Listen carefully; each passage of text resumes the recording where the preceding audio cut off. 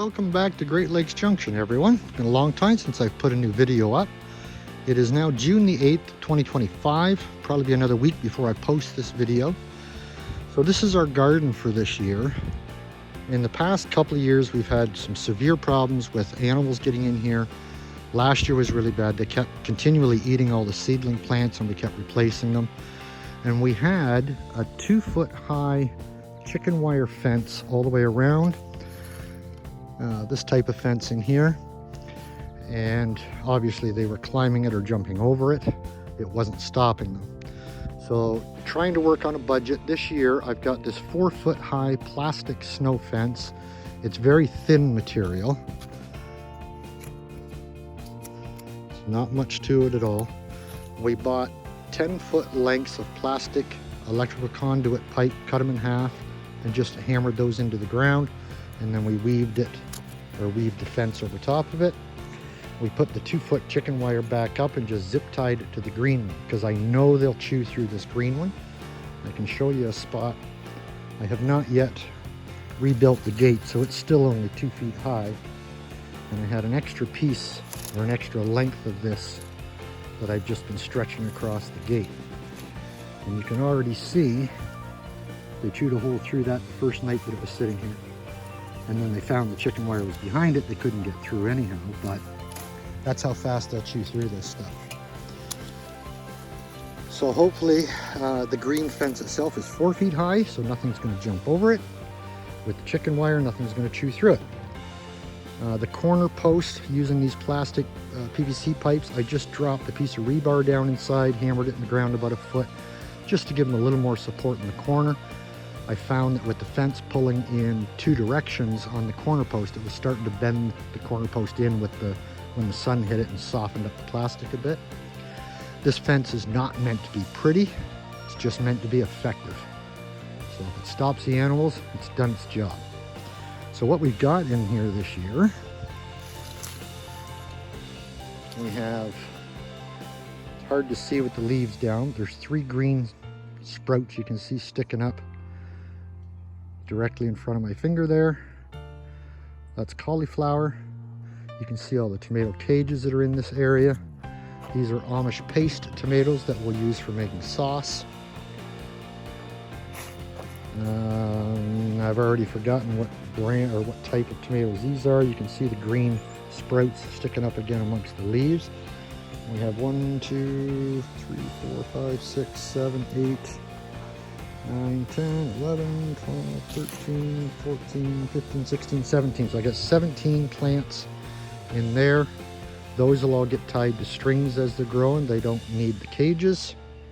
We have 4 more along here. These ones are these are called mortgage lifters, these 4. We have a berry bush there. We have our pumpkin plant back there behind that trellis. That area that is all straw, that's all potatoes. The plants that are already quite large are leftovers or volunteers from last year where I had missed harvesting some of the potatoes. So with those plants and the ones I planted today, we now have 26 plants in that space. We have 4 celery plants, 2 cucumber plants along that wire trellis there. That area is mulched leaves. And between the 2 brown walkways, there are 200 yellow onions, or white onions, can't remember, 200 of them in that area. This brown patch over here of mulched leaves, there's 100 Spanish onions in there. And this green row right in front of us there, there's a dozen pepper plants, green peppers. A couple more tomato cages where I ran out of room, so we just stuck them in wherever we could. We got some herbs in here that came back from last year. There's a couple of blueberry bushes, one there, and another one right there. Soil is missing something for these blueberry bushes. That's all that ever happens to them. They come back, they grow a little bit like that each year. They never seem to do anything more than that, but they always come back to that point. So if there's any professional gardeners watching this, you can figure out how overpacked I have this garden. We are, that side there is about 20 feet long. The back side is about 30 feet long. Another 30 feet up that side. We got 10 foot to the gate there and about 10 feet to the gate there, approximately.